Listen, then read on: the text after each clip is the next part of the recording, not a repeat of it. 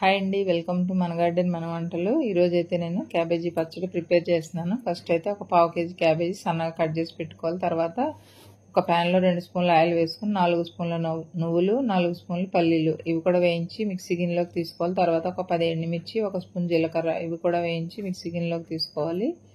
తర్వాత ఈ కట్ చేసి పెట్టుకున్న క్యాబేజీ, 1 స్పూన్ సాల్ట్, 1/2 స్పూన్ పసుపు, కొంచెం చింతపండు వేసి మూత పెట్టుకుని మగ్గనివ్వాలి.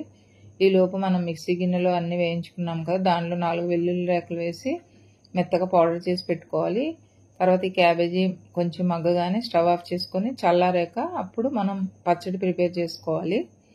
నెక్స్ట్ దీనికి తాలింపు వేసుకుంటే పచ్చడి రెడీ అయిపోయినట్టే. తాలింపులో మనం పచ్చిశనగపప్పు, మినపప్పు, ఆవాలు, జీలకర్ర, కరివేపాకు, ఎండుమిర్చి ఇవి వేసుకొని తాలింపు పెట్టుకోవడమే.